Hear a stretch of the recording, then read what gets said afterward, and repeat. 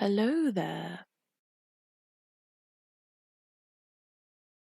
Our community partner is the University of Pretoria. The mission of the Sensory Garden project was to integrate the Mamelodi campus into the Mamelodi community, with specific focus on developing and stimulating the youth of Mamelodi. The university needed a group of people to help in the construction of the sensory apparatus, walkways, and furniture for the sensory garden. This project fell under the third sustainable development goal, being good health and well-being, and we had three stakeholders to consider during the project, being the University of Pretoria, the Mamelodi community, and the third-year landscape architecture students who designed the sensory garden. The overall objective of this project was to design and build a sensory garden that would help the development of children in Mamelodi. We chose to focus on the sound wall.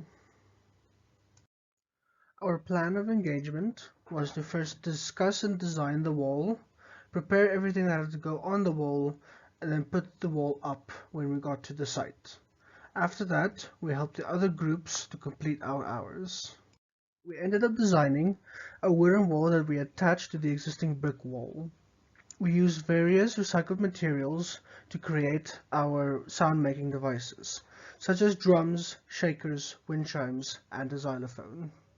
Okay, so it's time to meet the team. First up, we have Ryan, who is our leader. He's a personality type 9, making him a great mediator, very accepting, and he adapted well under pressure. He ensured everyone was involved, that we stayed on budget and on schedule. Next, we have Nastasha, who helped find the best materials to use for the sound devices. She is also a personality type 9, making her a great supporter, peacekeeper, and she would always make sure everyone was heard. She would often point out issues that no one else would notice. Then we have Kobus, who's a personality type 7. He was always on the go, made sure everyone was positive, and was a really fast learner. He made sure to help with every task possible, even if he was doing it for the first time. There's Reagan, who is our designer. He's a personality type 5, meaning he's well-focused, produced unique ideas, and was always well-prepared. He used his construction knowledge to discuss the best way forward and helped identify risks. Lastly, we have Gabriela, our planner, who's a personality type 9, who strives on good communication, is creative, and promotes collaboration. She was really helpful with aesthetics and designing the attachments for the wall. Another group, Group 420, was working with us on the project. We had to contact them to collaborate. We now had lots to prepare for the wall. We needed to go to stores to get prices, come up with a rough design for the wall with the materials that fitted into our budget, and find items to put on the wall. We needed to look at our schedules to come up with the time to do all the work so that we could all participate. We then needed to get a final quote, buy everything, and complete the project. Our original plan was to build a brick wall along the pathway, but we decided against it because we felt it didn't fit the theme of the garden. We then decided on a wooden wall along the path, mounted with gum poles.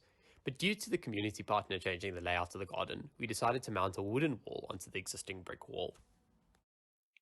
A lot of the materials that we used were either recycled or repurposed from our homes, but here you can see a list of the things that we actually needed to buy. When discussing the design of the sound wall, we considered the safety of two groups of people, the one being the children who would use the sound wall.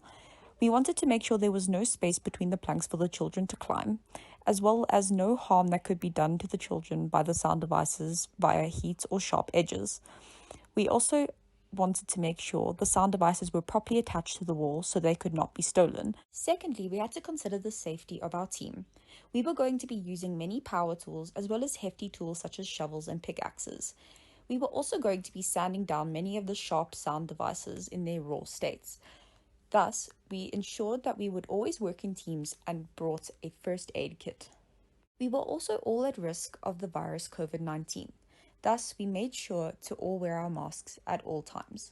We were all also going to be traveling a fair amount. Thus, we designated 2 drivers for the period of the project who would carpool everyone to the site while driving cautiously. On the 2nd of August, we finally arrived and were able to start working. The first thing we did was sand and varnish the wood. The mesh grid was too big and needed to be cut and filed. The next day we varnished the wood a second time and began preparing the wind chimes by cutting metal pipes to the appropriate sizes and filing down their edges. On the 4th of August, the varnish had dried and the wood was ready, so we decided to have a quick planning session and then attach the wood to the wall. We spent the rest of the day preparing some of the other parts for the wall. On the 5th of August, we attached the wind chimes, mesh grid, xylophone, metal cups, metal plates, and the shakers to the wall. So we thought we'd give you a tour of our lovely sound wall that we have built. Starting off, here's our beautiful bell wheel.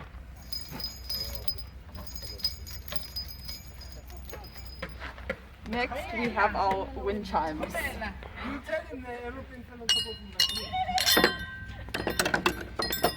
And our maracas.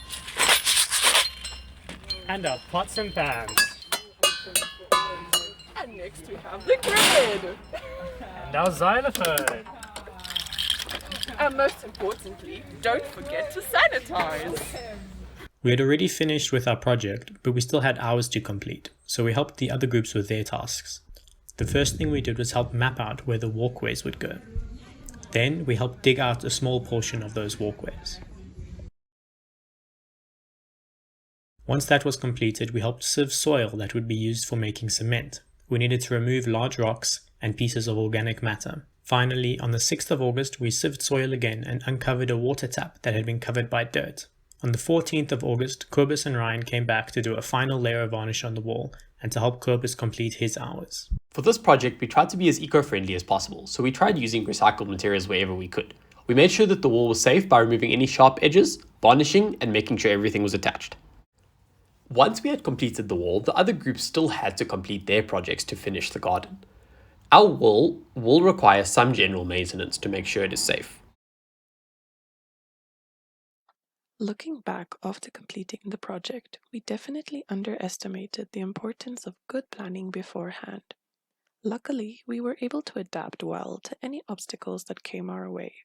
Our team worked well together and we learned a lot from our partners, the community, and especially ourselves. It feels good to know that we had a positive impact on at least one child's life. In conclusion, we learned a lot about our community, our partners, and most importantly, ourselves. It was an honor to be able to help the community by building this wall. We created memories we will cherish forever and learned very important skills. Thank you to the JCP team and all the team members who brought their A game.